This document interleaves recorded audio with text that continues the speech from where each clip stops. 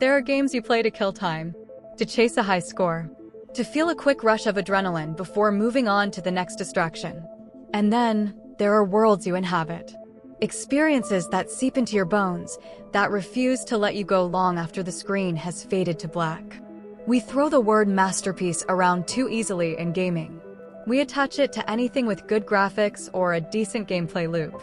But a true masterpiece doesn't just entertain you. It changes you.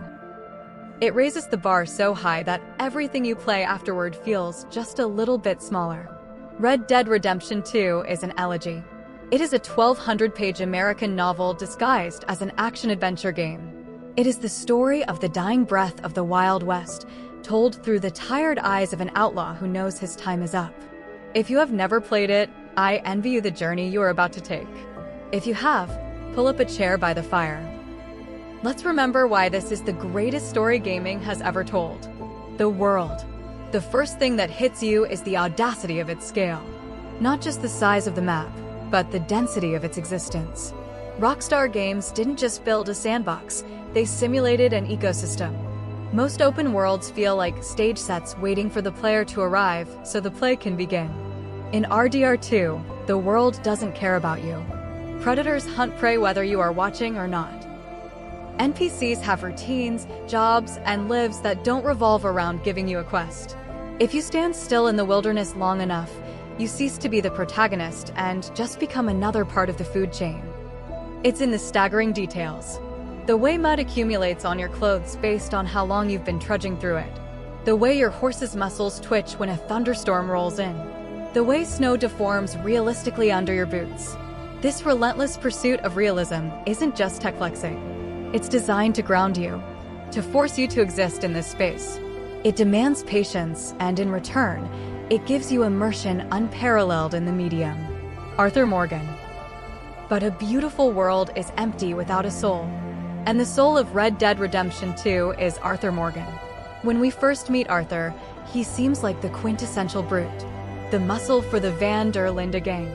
A man who speaks with his fists and solves problems with lead. But as you peel back the layers, you find one of the most complex, tragic figures in fiction. Arthur is a man caught between two eras. He was raised to believe in loyalty and freedom by his mentor, Dutch Van der Linde. But he is watching that freedom curdle into chaos and that loyalty twists into blind obedience. What about loyalty to everything? You've been loyal. I've been loyal. Look what that cost. You know, all that ever mattered to me was loyalty. It was all I knew. It was all I ever believed in. The genius of the writing lies in Arthur's journal. I urge you, if you play this game, read it. In his actions, he is a killer. In his private thoughts, he is an artist and a philosopher struggling with the morality of his existence. Because mark my words on this, vengeance is an idiot's game. The whole goddamn place full of people bickering, fighting, and lying. It makes me real sad. He knows he's a bad man, but he is desperately trying to figure out if he can do a good thing before the end. This is not a power fantasy. It's a tragedy. Watching Arthur navigate a ship he knows is sinking is heartbreaking. It's a masterclass in character development that rivals anything in cinema or literature. The gameplay. Now, I have to address the criticism. You'll hear people say the game is too slow, that the animations are clunky, that looting takes too long. They aren't wrong. It is slow, but they are missing the point. The slowness is a deliberate design choice. RDR 2 is a rejection of the instant gratification culture of modern gaming. Every action has weight. You don't just press a button to reload. You watch Arthur manually chamber the rounds. You don't just tap a button to loot. You physically interact with the world.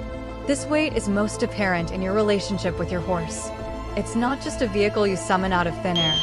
It's a living creature you have to feed, brush, and calm when it gets spooked. You build a genuine bond. Good boy.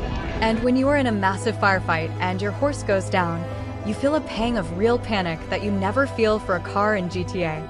The gameplay forces you to slow down and live at the pace of 1899. It's meditative.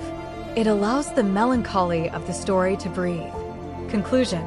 All of this, the world, the story, the deliberate pacing, is wrapped in a technical presentation that is simply flawless. The score, composed by Woody Jackson, is a character unto itself. It's sparse and haunting when you're alone on the plains, and thundering and visceral when the bullets start flying. It knows exactly when to swell to break your heart, and when to pull back into silence. Why should you play Red Dead Redemption 2? Because it respects your intelligence. Because it refuses to compromise its artistic vision for the sake of convenience. Because it will make you care, deeply and painfully, for pixels on a screen. It is a towering achievement that stands as proof that video games are capable of high art. It's a long, hard ride, partner. But I promise you, it's one you will never forget.